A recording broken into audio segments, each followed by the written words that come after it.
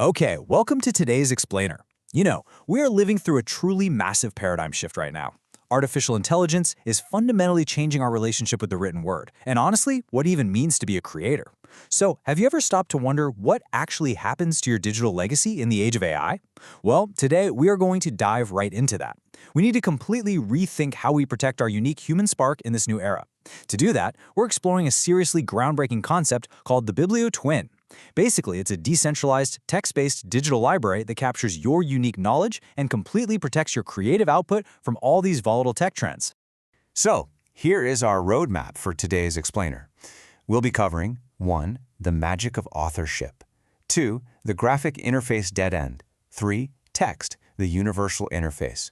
4. Meet your Biblio Twin. 5. Protecting your digital estate. And finally, 6. Sovereign digital destiny. Let's get right into it. All right, Section 1, the magic of authorship, creation versus mechanics. Now, when machines can suddenly generate just endless amounts of text at the literal push of a button, what does true authorship actually mean anymore? It forces us to ask a really profound, kind of existential question. Who manages your digital estate when you step away? Think about it. Just like a physical estate, or, say, the music catalog of a famous artist is managed decades after they're gone, your digital presence requires a proper framework. You need something in place to ensure your creative intent is stewarded correctly when you're no longer the one sitting there at the keyboard.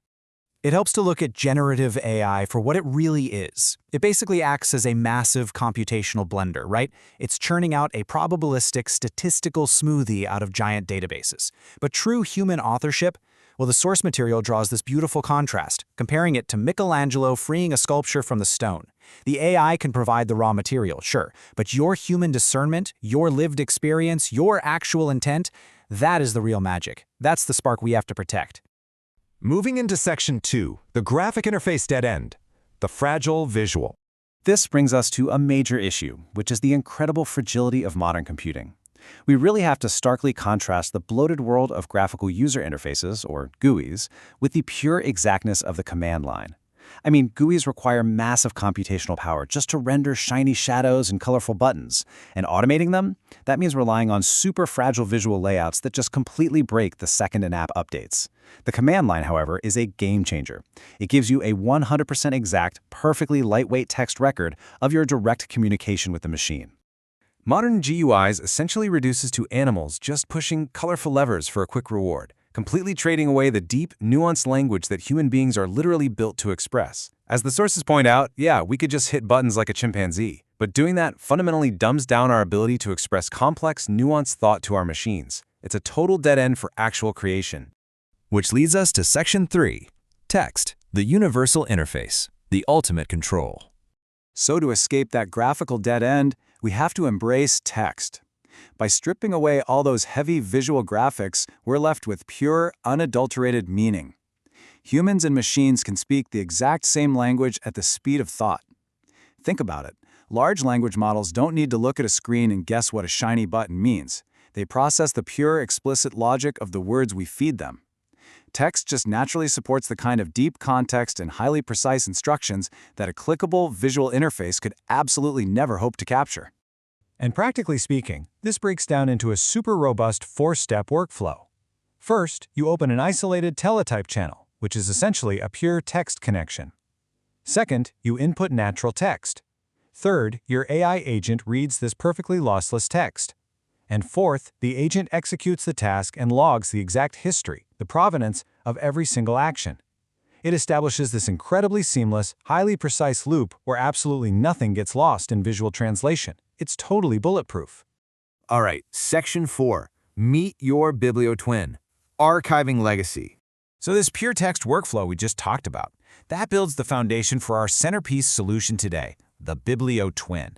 And notice that this concept is heavily rooted in library science. It is an intentional, highly personal collection, acting as a decentralized digital library. By using pure text, it captures your specific interactions, your knowledge, and your unique thought processes. It is quite literally turning the sweat of your brow into a tangible, archivable digital asset that belongs entirely to you. Relying on those exact text logs ensures you capture your distinct identity without falling victim to what the sources refer to as the AI wood chipper effect, where the history and provenance of your data just get chewed up and destroyed. When you treat text as your primary control system, you maintain forensic, completely explicit records. Every single keystroke is captured exactly as you intended, ensuring an unbreakable fingerprint for your Biblio Twin. Now for Section 5, protecting your digital estate, legal frameworks. So the crucial question is, how do we structurally and legally protect this twin from corporate enclosure? Because it's always under attack.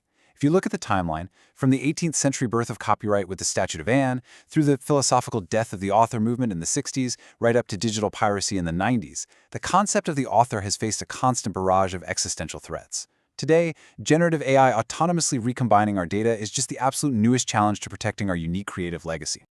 To protect your estate today, the sources point to specific licenses like the EGPL.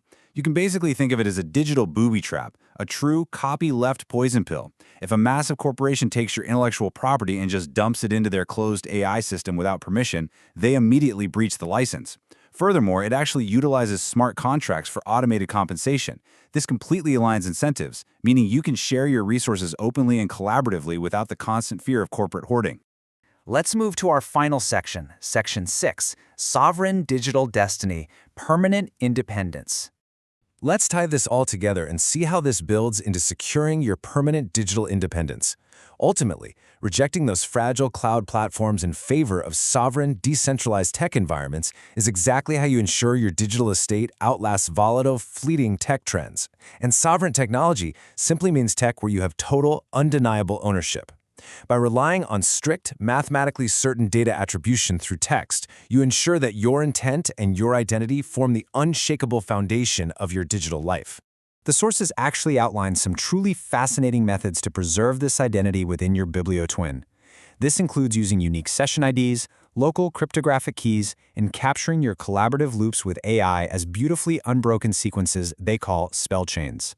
This guarantees your intellectual property remains entirely locally protected. It simply cannot be scraped, ingested, or stolen by bloated web services. It's yours.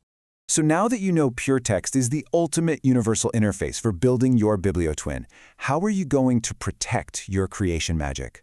If the invisible engines powering our digital world are threatening to absorb your human intent, will you step up as the sovereign curator of your own legacy?